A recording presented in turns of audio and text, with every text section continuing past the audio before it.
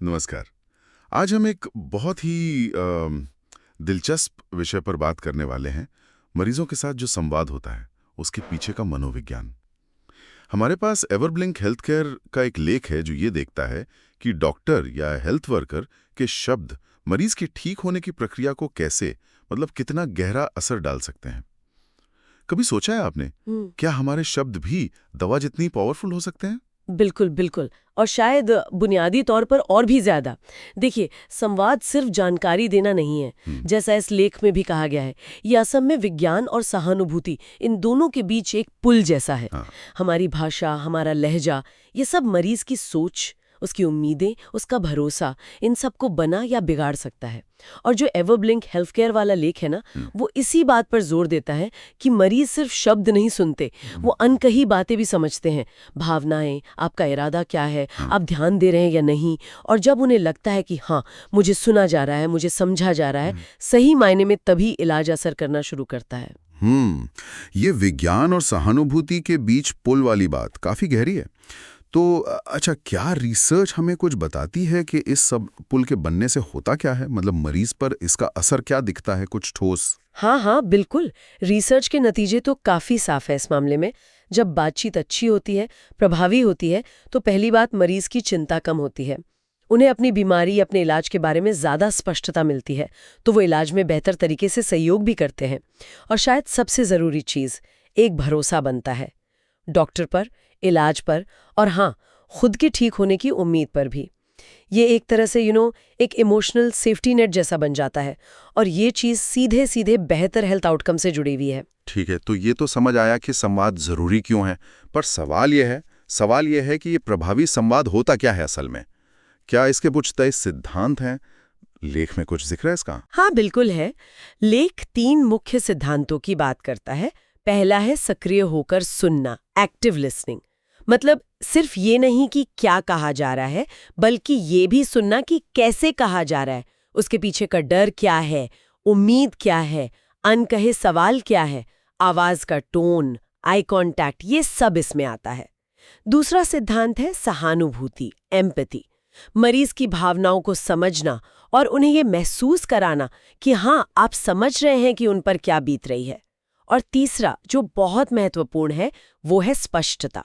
मुश्किल मेडिकल शब्द नहीं, बल्कि सरल आम भाषा का इस्तेमाल, ताकि मरीज अपनी हालत और इलाज को वाकई समझ पाए। सुनने में तो ये सिद्धांत बहुत सही लगते हैं, पर असलियत में जैसे अस्पतालों की भागा दौड़ होती है, क्या डॉक्टरों के पास सच में इतना टाइम और रिसोर्स होते हैं कि इन्हें लागू कर पाएं? क्या लेख कुछ प्रैक्टिकल रणनीतियों के बारे में भी बात करता है? हाँ, ये चिंता बिल्कुल वाजिब है और लेख इस पर भी ध्यान देता है। कुछ रणनीतियां सुझाई गई हैं इसमें। जैसे एक तो है हेल्थ केयर वर्कर्स के लिए कम्युनिकेशन स्किल्स की ट्रेनिंग, और इसे सिर्फ एक सॉफ्ट स्किल नहीं, बल्कि उनकी कोर कॉम्पिटेंसी का हिस्सा मानना। दूसरा, विजुअल एड्स का इस्तेमाल, मतलब चार्ट्स, मॉडल्स दिखाना। इससे मरीज अपनी कंडीशन को बेहतर देख पाते हैं, समझ पाते हैं। तीसरा, कल्चरल सेंसिटिविटी, क्योंकि अलग अलग कल्चर में लोग हेल्थ और बीमारी को अलग तरह से देखते हैं, है ना। और चौथा है टेक्नोलॉजी का सही इस्तेमाल, जैसे पेशेंट पोर्टल्स वगैरह, जहां मरीज रिपोर्ट देख सकें, सवाल पूछ सकें। लेख में एक कार्डियोलॉजिस्ट का उदाहरण दिया है, वो बहुत अच्छा है, जिसने मरीज को उसकी ब्लॉक आर्टरी समझाने के लिए शहर की जाम सड़कों का उदाहरण दिया।